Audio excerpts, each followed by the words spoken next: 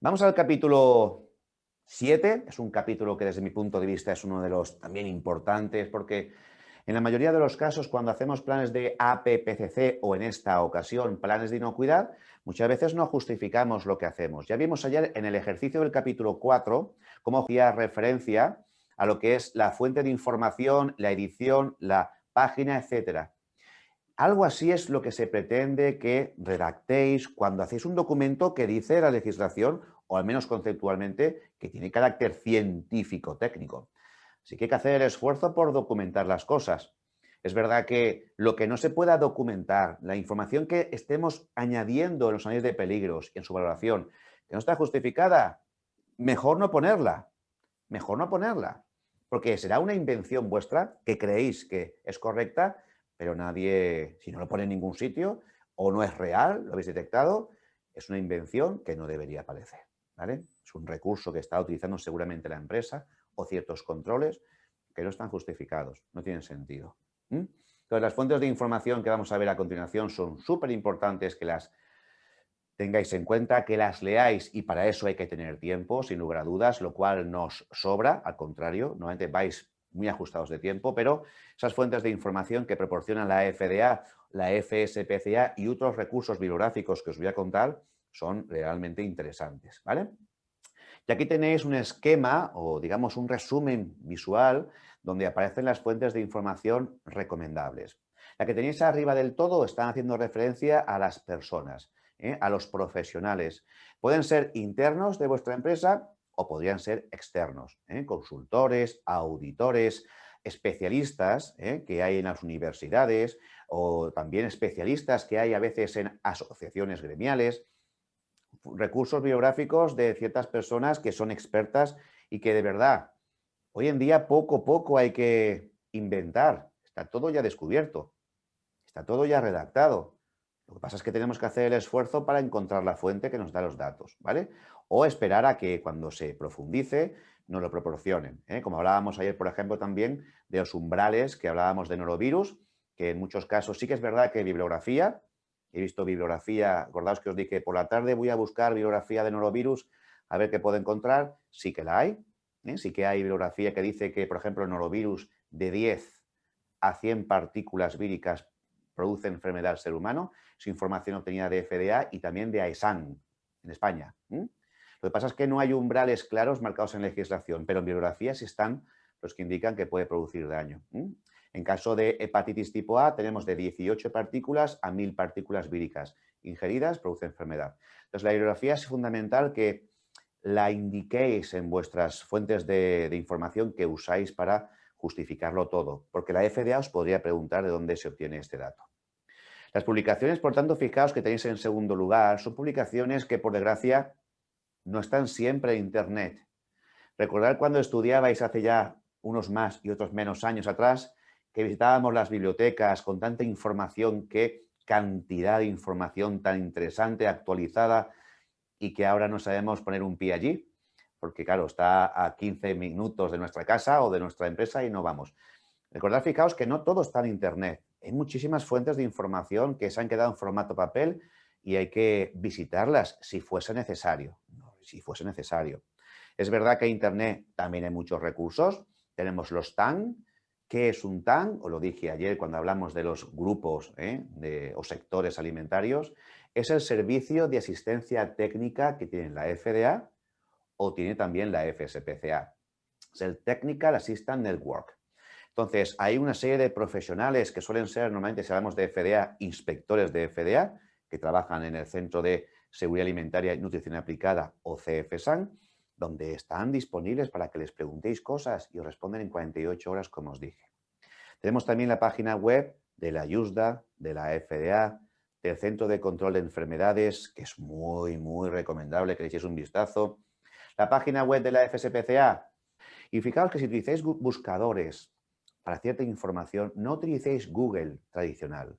Por ejemplo, utilizar otros buscadores contrastados como Google Escolar o Google Academic, que no sé si lo habéis utilizado en alguna ocasión, pero la información que os va a aportar en resultados de búsqueda es información contrastada.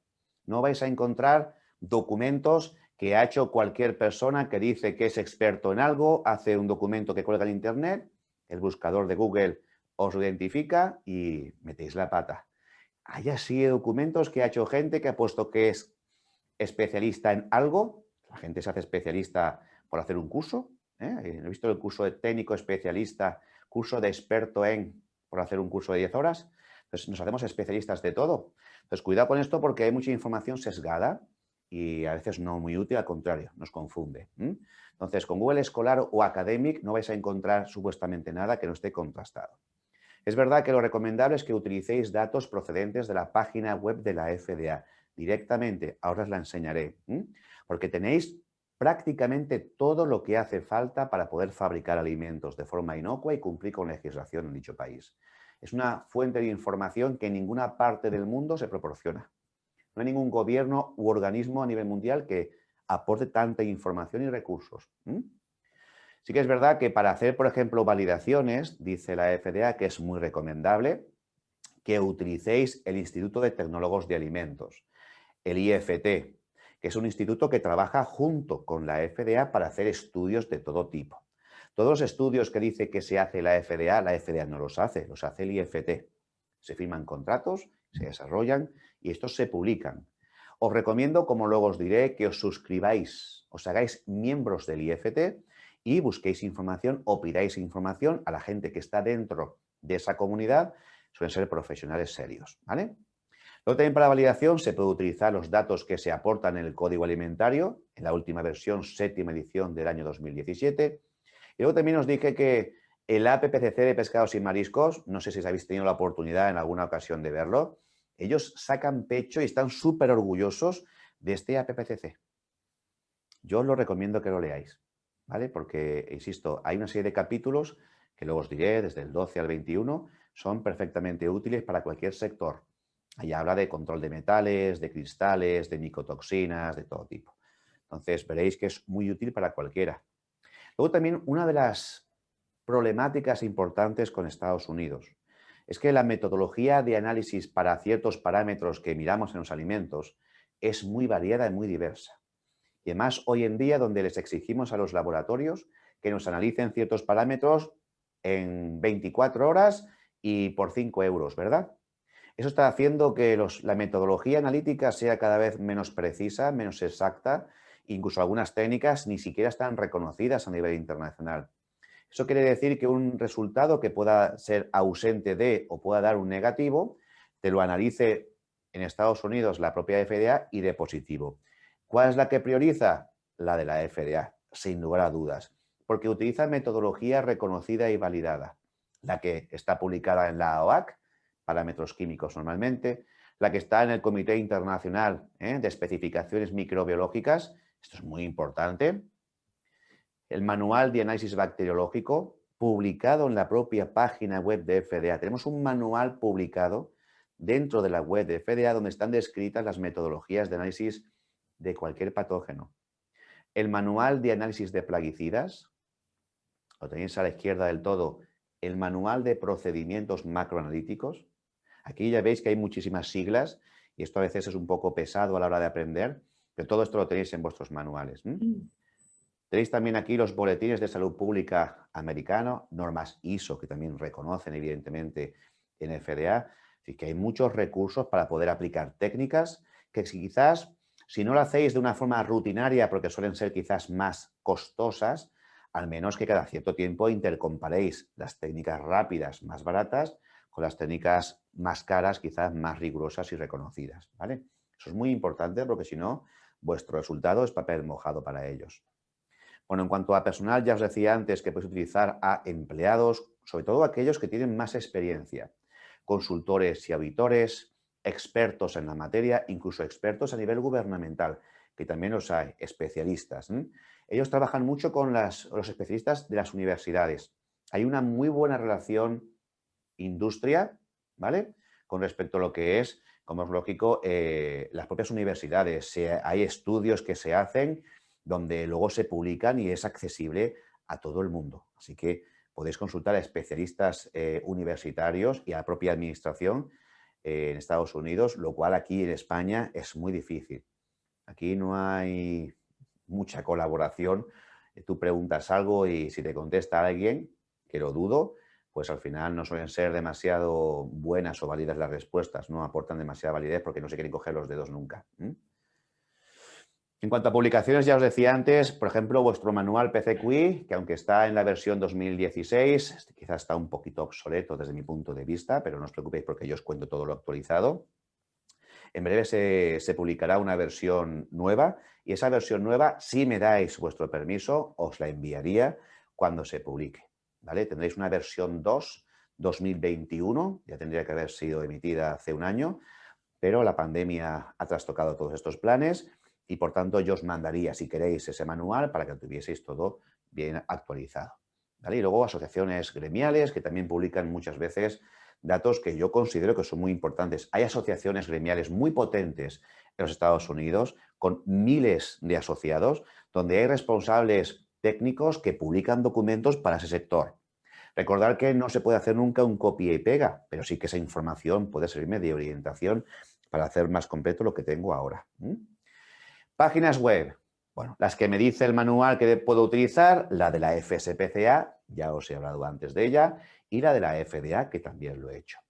Luego la del CDC, foodsafety.gov, no sé si en alguna ocasión la habéis podido ver, pero también tiene muchos recursos de inocuidad. La propia página web de la USDA, donde parece que, bueno, aparentemente uno la ve, luego os enseñaré un pantallazo y, bueno, pues tiene 3 o 4 menús, ahí parece que no haya mucha información, pero si entráis sí que la hay, además muchísima. Lo que para ellos son recursos internacionales. Fijaos, empiezo por la segunda. La Comisión del Códex, todo el mundo sigue prácticamente a nivel europeo el Códex, lo que el Códex dice lo seguimos, la legislación además así nos lo va diciendo. La EFSA, la Autoridad Europea, que cada vez aporta más información y enriquece más a los técnicos. Recordad también que en Europa el RAS es fundamental. Se usa en todas las partes del mundo. Cuando yo he trabajado, por ejemplo, con gente de Sudamérica y Centroamérica, todo el mundo conoce el RAS y además todo el mundo sigue el RAS. O sea que es una fuente muy importante de referencia a nivel mundial. Luego también, pues, esta que me he dejado para el final, que es importantísima. Qué buena es esta página web de la Agencia Canadiense de Inspección de Alimentos. ¿Y para qué es buena? Para los peligros. Para tener fuentes de información bibliográfica sobre peligros físicos, químicos y biológicos, por materias primas, por procesos, por etapas. Qué maravilla de base de datos. Esta es genial. Y luego os enseñaré un poquito cómo funciona. Y luego las asociaciones gremiales que os decía antes, que hay varias. Esto no haría falta que lo apuntaseis, porque tenéis toda esta información, insisto, en los manuales. Es verdad que está aquí recogida en la transparencia y no la tenéis en la vuestra, pero en el manual sí que está descrito cada una de ellas con información referente a estas. Luego, referente al TAN, que os invito, por favor, a que lo utilicéis. Acostumbraos a utilizar el TAN. Vais a evitar muchos problemas legales si preguntáis directamente a la FDA, que os responden en 48 horas. Es así. Es curioso, ¿verdad? Pero nos responden en 48 horas. Hay dos tipos de TAN. Está el TAN de la FSPCA, que es una organización, como decía antes, una alianza que está conformada por expertos, por presidentes y vicepresidentes de grandes multinacionales estadounidenses a nivel internacional, pero bueno, están muy ocupados normalmente con sus actividades diarias y normalmente no hay demasiada rapidez en las respuestas. Pero en cambio el de la FDA tiene diferentes centros y diferentes oficinas, son las que conforman, como veis aquí, el KMS, que es el Sistema de Gestión del Conocimiento, donde os van a aportar recursos, os van a redirigir a legislación, os van a decir cosas legales. No os van a decir, por ejemplo, o no podéis preguntarles, oye, ¿esta etiqueta cumple con la legislación de Estados Unidos? No, ellos no están para eso. Para eso estáis vosotros y vosotras y otras empresas de servicios que os podrían ayudar, ¿vale? Pero el CFSAM, por ejemplo, es uno de los centros más importantes, que de hecho es quien os manda a los inspectores de FDA, así que son los perfectos para responderos ante dudas legales. Luego también, pues si hablamos de PCQIs de consumo animal, pues entonces tenemos el Centro de Medicina Veterinaria y luego aquí tenemos una oficina muy, muy importante, la que se llama HORA sin H. Y os lo digo para que mañana os acordéis cuando la volvamos a comentar. HORA sin H. ¿Y por qué es importante esta oficina de asuntos reglamentarios? Porque están todos los responsables de la FDA que participan en los retiros, que participan en los recall. Eso quiere decir que vais a tener que tener sus nombres y apellidos con sus datos y contactos, email y teléfono cuando hagáis un plan de retiro para poder, digamos, incluirlos en el mismo y llamarles si fuese necesario. Lo veremos mañana en el capítulo 15, ¿vale? Ok. Luego, en cuanto a lo que son guías de peligros, bueno, ya os he dicho antes que el APPC de pescados y mariscos, también el de jugos dice que hay mucha información, pero sobre todo el APPC de pescados y mariscos de el capítulo 12 al capítulo 21 es muy importante. Y luego las actualizaciones de vuestro manual PCQI, que como os he dicho antes, cuando la tengamos, yo os la enviaré. Voy a intentar enviarlas son en torno a unos 1.200 PCQIs formados en estos años para que todo el mundo tenga esta formación digamos, actualizada, ¿vale? Bueno, pues aquí os enseño un poquito el TAN. Si no ha cambiado, que yo creo que no, porque esta es la última, digamos, vez que lo usé, le hice un pantallazo para ponerlos en los cursos. Es muy sencillito, tenéis la dirección arriba, pero es sencillo porque solamente entrando a la página web de la FDA, www.fda.gov, en el buscador que sale de la página web ponéis TAN o Technical Assistant Network. En mi español inglés. Ahí lo ponéis, dais a buscador y entre resultados de búsqueda el primero es este. Aquí ponéis qué tipo de industria, digamos, de categoría, si sois formadores, consultores, industria. Ponéis ahí vuestro email, el país, el código postal y luego esto es importantísimo que lo tengáis aquí señalado. Si no, nos responden en 48 horas. Si hacéis la pregunta para dar cumplimiento a ley FISMA. Cuando le decimos que sí y hacemos clic en el yes, entonces evidentemente nos van a pedir que digamos para qué tipo de reglamento de los 7 que hay nuevos, ponemos el de controles preventivos, que es el que os aplica a los fabricantes. Por ejemplo, si fuésemos importadores, pondríamos al programa de verificación de proveedores extranjeros, el FSVP, haciendo un menú desplegable aquí. Aquí escribimos la preguntita que queremos hacer con nivel de detalle para que lo entiendan, ¿vale? Muchas personas me dicen, yo lo utilizo, pero no me responden bien. Claro, es que tú, para que no detecten que tienes problemas o que tienes carencias de gestión, no estás dando la preguntita para que te contesten correctamente, ¿vale? Le dais, evidentemente, al código CHAPCA de seguridad y les envíe aquí abajo. Ya está. 48 horas tenéis la respuesta, ¿vale? ¿Qué país del mundo hace esto? Nadie, ¿vale? Excepto ellos, ¿eh? Son así. Este es el TAN de la FSPCA, donde aquí en principio ya veis que es bastante más escueta. Está la página web que os decía que quizás no haya sido completada conforme se esperaba. Si ve, es muy útil para nosotros, los instructores, porque aquí es donde podéis identificarnos, podéis buscarnos, publicamos los cursos, pero no, quizás no es muy útil para vosotros y para vosotras. La página web de FDA, sí que es verdad que está partida. En la parte izquierda tenemos la parte de arriba. Esto que está aquí iría abajo, pero no me cabía en transparencia y entonces la tuve que cortar. Entréis a la parte que pone food o alimentos. No entréis a la parte de español, porque la parte de español no tiene toda la información que está en la versión original en inglés. Con lo cual, entrad en la página en inglés y con algún traductor como Google Chrome, que ponéis el traductor, se os traduce automáticamente todo lo que aparece ahí, siempre que no sea un PDF o algo así. Esta es la Agencia Canadiense de Inspección de Alimentos, o mejor dicho, la base de datos de peligros que os recomiendo absolutamente que entréis, ¿vale? A nivel de fábrica, a nivel de consultor o consultora, entrad aquí, por favor, que os vais a ahorrar mucho tiempo. Aquí están todos los peligros razonables. ¿Os acordáis que hablamos de los peligros SACODA que se deben incluir, tienen que ser razonables o reales? Los reales no podemos saberlos porque no estamos en la fábrica todavía, no hemos llegado ahí, pero los razonables están todos aquí. Es verdad que luego hay alguna otra página web que intenta imitar a esta, pero ya os digo, no es tan completa ni mucho menos. Código alimentario, que os dije ayer cuando hablamos de las GMPs, aquí está lo que os van a pedir en prerequisitos de higiene y trazabilidad. Las GMPs actualizadas. El Food Code. ¿Vale? Descargaoslo porque aquí está todo lo que tiene que ver con plan de control de aguas, todo plan de limpieza, todo control de trazabilidad, instalaciones, infraestructuras, todo, ¿vale? Hasta los materiales del suelo, el material del sistema de distribución de aguas, todo está ahí. El libro de los bichos malos, ¿vale?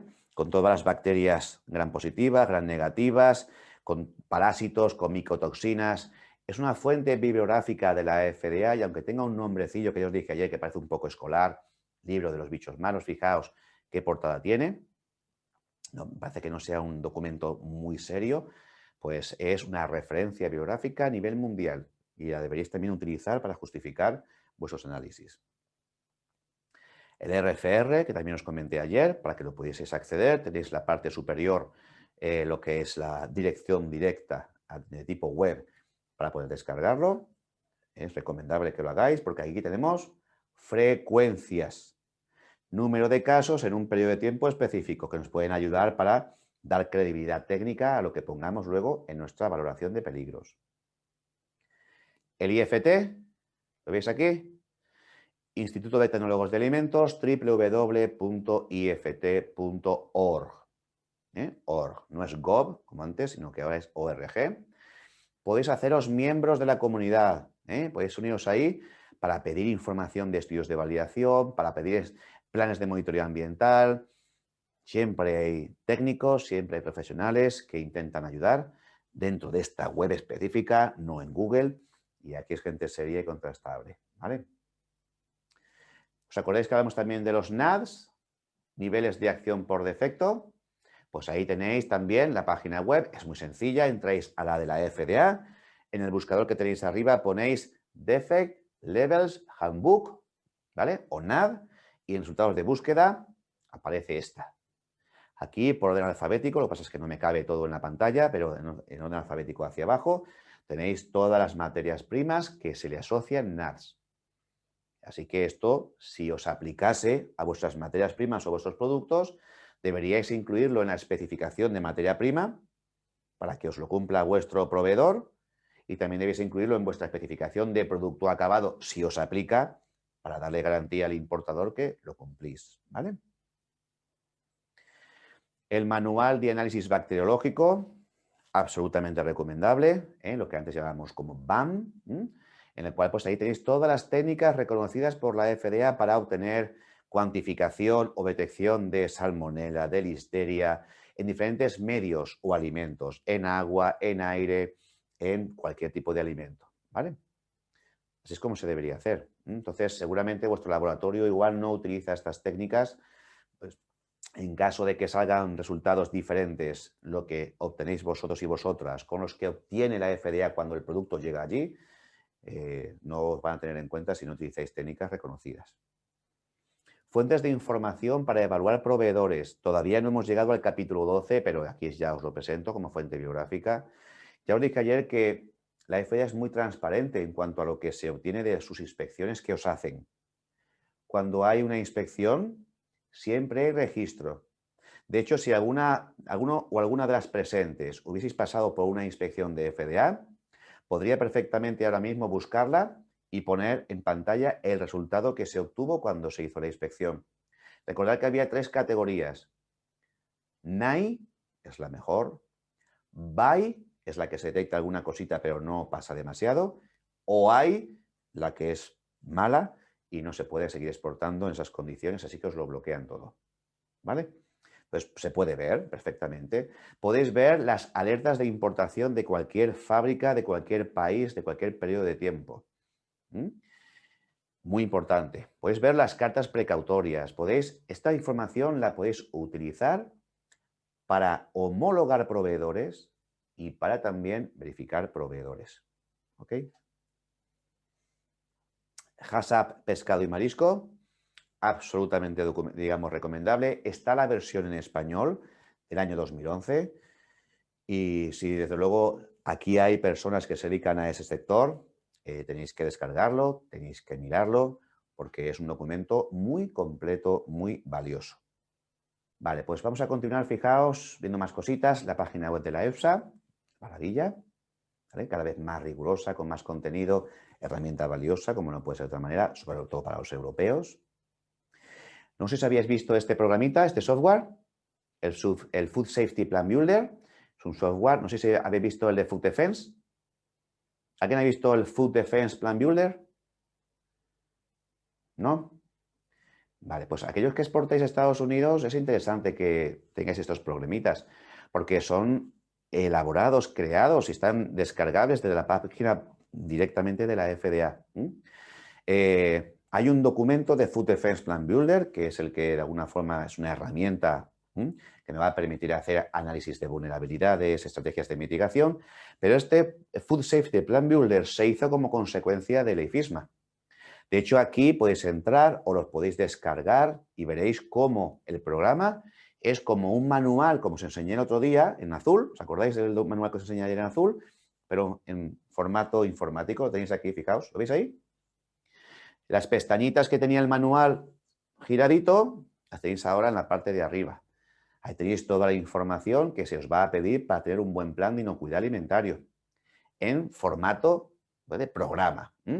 Es verdad que las empresas que ya tenéis una cierta certificación, tenéis una cierta madurez, tenéis un montón de procedimientos e instrucciones, documentos que casi os va a llevar más tiempo el meter toda esa información aquí, que seguir con lo que tenéis y simplemente adaptar los formatos un poquito a lo que tenéis ahora. Ya os digo que hemos intentado probar o aplicar este programa en empresas medianas grandes y no ha sido demasiado exitoso, porque quizás es duplicar documentos, duplicar información, pero para empresas pequeñitas sí viene muy bien. O para empresas que están empezando, que no tienen a lo mejor ninguna certificación, también viene muy bien. Metemos ahí toda esa información, casilla por casilla, nos la va pidiendo y lo vamos rellenando. ¿Vale? Con vuestros nombres aquí, ahí están los PCQs, tienen que estar registrados aquí. ¿Vale? Arriba tenéis las pestañitas y abajo los datos.